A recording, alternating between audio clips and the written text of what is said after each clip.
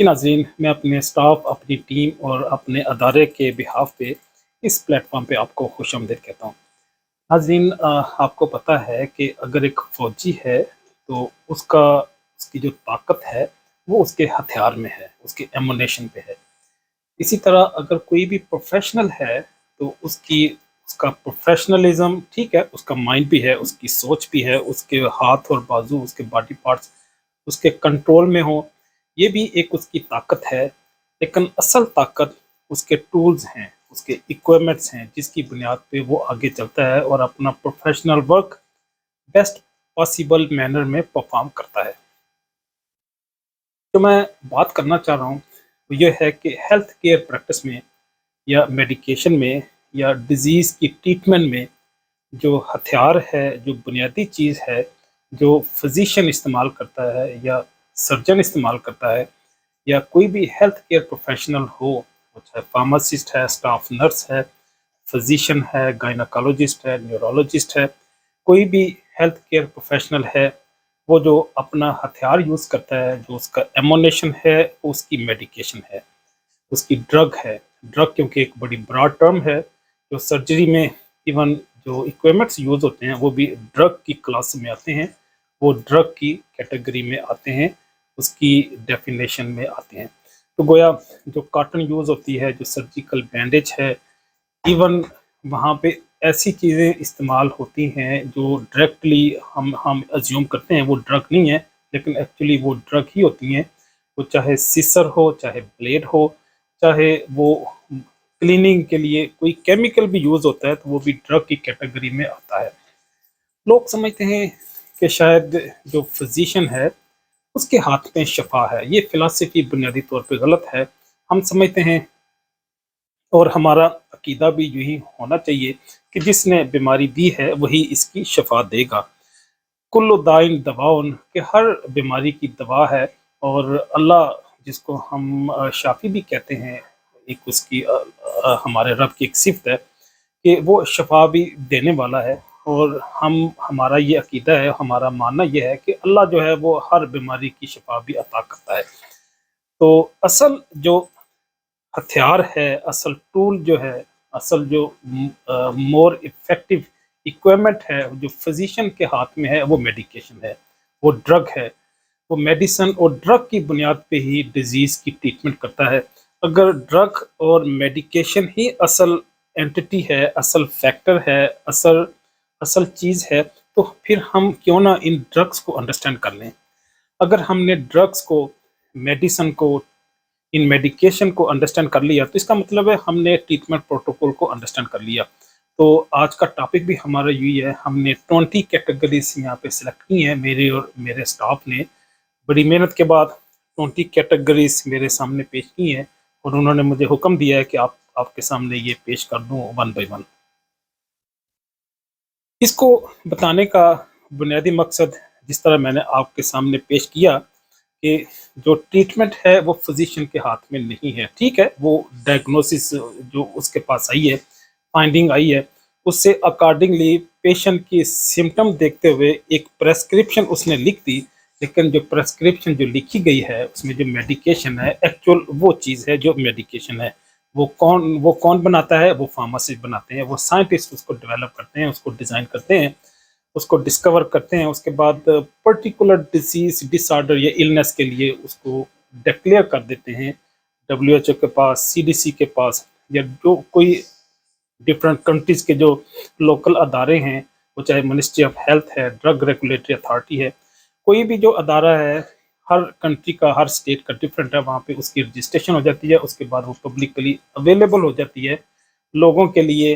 Hospitals में, clinics में उनके प्रैक्टिकली एक्चुअल इस्तेमाल करने के लिए वो अपनी पर्टिकुलर डोजेज फॉर्म में अवेलेबल हो जाती है, वो चाहे टैबलेट हो, सिरप हो, इंजेक्टेबल हो।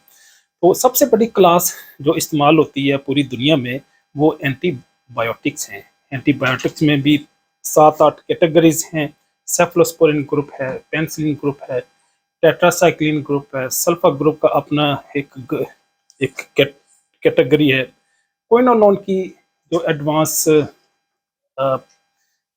कैटेगरी अवेलेबल है, जिस तरह सिप्रोफ्लोक्सासिन है, ओफ्लोक्सासिन है।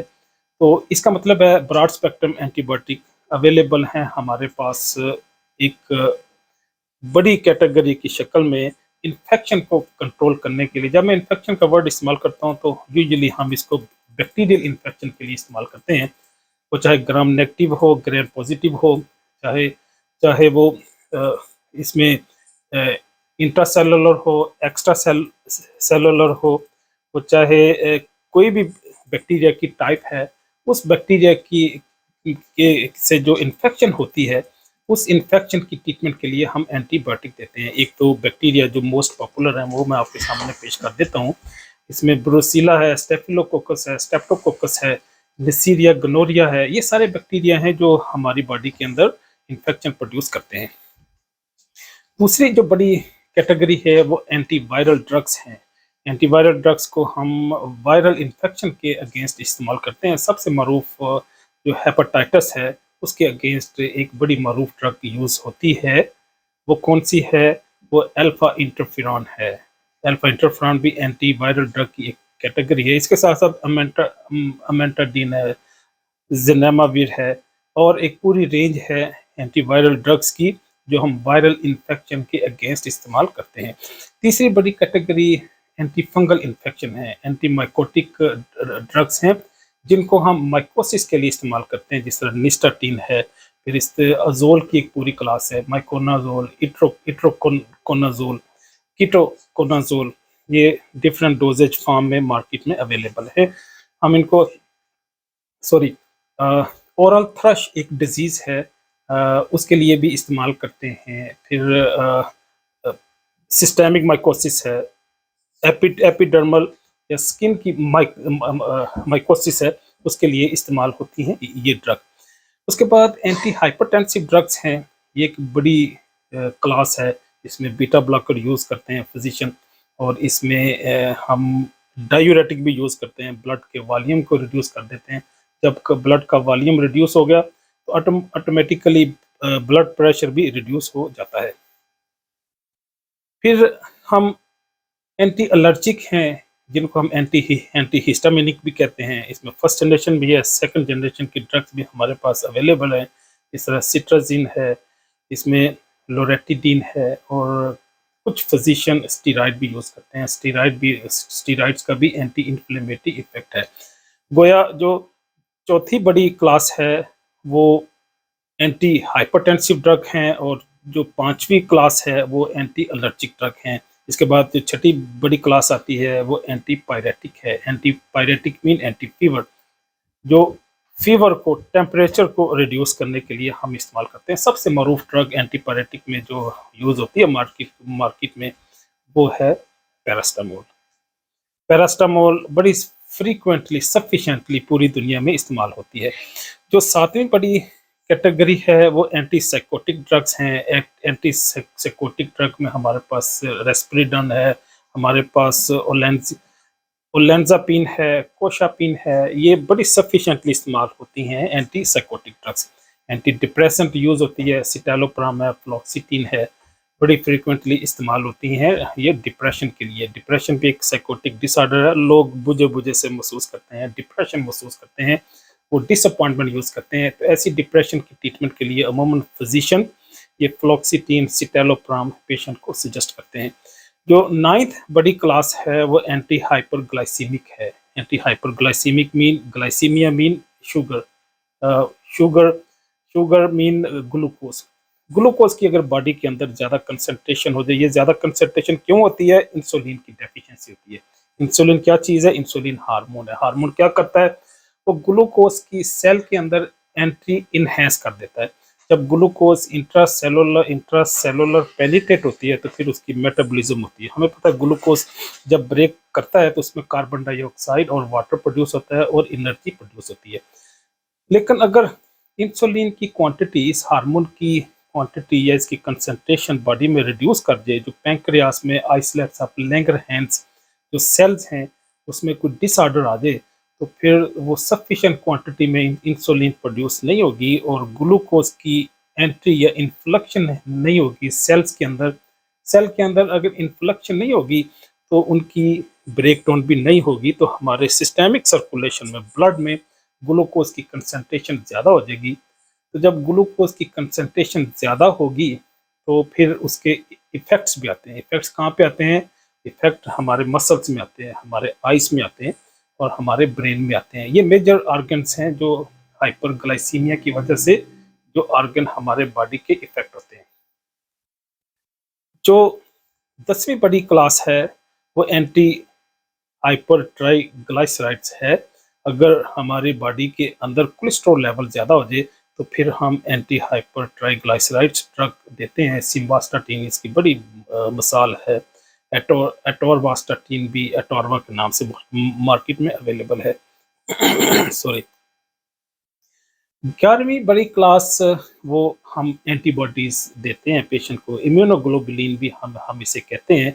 अगर किसी पेशेंट के अंदर एंटीबॉडी सफिशिएंट क्वांटिटी में मौजूद ना हो तो हम कई सारी ऐसी डिजीज़ हैं जिनके लिए हमारे पास मेडिकेशन अवेलेबल नहीं होती, तो फिर हम एंटीबॉडी इंजेक्ट कर देते हैं पेशेंट के अंदर डायरेक्टली और वो उसकी बॉडी में उसकी इम्यूनिटी को इनहेंस कर देते हैं।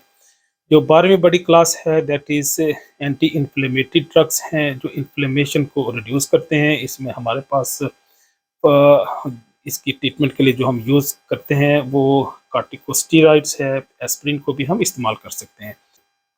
13th बड़ी कैटेगरी है इस मेडिकेशन में ड्रग्स में वो एंटी कैंसर ड्रग्स हैं जो कीमोथेरेपी में या इस न्यूप्लाज्म के अगेंस्ट हम कैंसर के अगेंस्ट यूज़ करते हैं। तो ये क्योंकि पोटेंट ड्रग्स होती हैं तो ये हम पेशेंट को सजेस्ट करते हैं। वो कौन सी हैं? जिस तरह डॉक्सोरुबिसिन है, सिस्प्लेटिन है। ये मेजर मेडिकेशन है जो हम ट्रीटमेंट के लिए यूज़ करते हैं कैंसर की, कीमोथेरेपी में यूज़ करते हैं। 14th बड़ी क्लास है हम एंटीडोट यूज़ करते हैं, एंटीवेनम यूज़ करते हैं। जब पेशेंट की बॉडी में कोई पॉइजनस मटेरियल आ जाए या कोई टॉक्सिन आ जाए उसके अगेंस्ट हम एंटीडोट यूज़ करते हैं। जो 15th बड़ी क्लास है वो हम कन्वर्शन के अगेंस्ट यूज़ करते हैं। एंटी कन्वल्सेंट है। अगर मसल में स्ट्रेचिंग हो जाए, कन्वर्शन हो जाए, जिसको पंजाबी में अकड़ाव कहते हैं, ये मसल अगर स्ट्रेच कर दें तो उसके लिए हम एंटी कन्वल्सेंट ड्रग देते हैं जो मसल को रिलैक्स कर देते हैं। तो एंटी कन्वल्सेंट ड्रग की एग्जांपल हमारे पास बेंजोडाज़ेपिन है, कार्बापेज़िपिन है, फेनिटोइन है। ये हम पेशेंट को देते हैं उनकी ट्रीटमेंट के लिए। जो 16th बड़ी क्लास है वो एंटी पैरासिटिक ड्रग है। एंटी पैरासिटिक मैंने बताया कि हम पैरासाइट के अगेंस्ट यूज़ करते हैं। इनकी ट्रीटमेंट के लिए हमारे पास मेबेंडाजोल एक ड्रग है, पिपराज़ीन एक ड्रग है। ये फर्स्ट लाइन थेरेपी है, सिंगल डोज ट्रीटमेंट है। पेशेंट को दे के इसकी ट्रीटमेंट कर लेते हैं। हार्मोन की डिसऑर्डर है, हार्मोनल डिसऑर्डर, ये भी 17th बड़ी डिजीज़ है। हार्मोन की कंसंट्रेशन बॉडी के अंदर इंक्रीज कर देगी या रिड्यूस कर देगी। इंक्रीज कर गई तो एंटी हार्मोन दे दिया, अगर रिड्यूस कर गई तो हम एक्सटर्नली पेशेंट को ओरली या इंजेक्टेबल फॉर्म में हार्मोन दे के उसकी डेफिशिएंसी को रिकवर कर देंगे। जो 18th है वो डायूरेटिक है।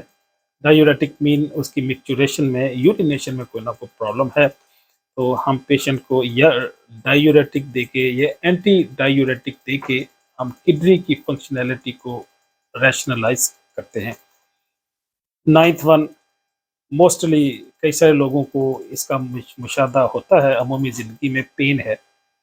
पेन के लिए हम पेन किलर देते हैं, चाहे वो टाइलोनॉल हो, चाहे वो ब्रूफन हो, चाहे वो फिनाइलबुटाजोन हो, चाहे वो पैरास्टामोल हो, एस्प्रिन हो, नेप्रोक्सन सोडियम हो। पेन किलर बड़ी फ्रिक्वेंटली मार्केट में यूज़ होती है। फिर last one is the depression और मूड डिसऑर्डर। मूड डिसऑर्डर और डिप्रेशन भी क्योंकि इंसान के बिलीफ से, उसके नज़रिए से, उसके एतक़ाद से बिलोंग करती है। तो अमूमन ऐसे लोगों को ये ज़्यादा डिप्रेशन होती है जिनके एतक़ादात कमज़ोर हों, जिसकी अल्लाह की रबूबियत और उसकी अलूहियत पे एतक़ाद कम हो, उन्हें अमूमन डिप्रेशन ज़्यादा होती है। उम्मीद है इन्फॉर्मेशन आपके लिए सूदमंद साबित होगी। ज़िंदगी के किसी भी हिस्से में इजाज़त चाहूँगा। अल्लाह हाफ़िज़।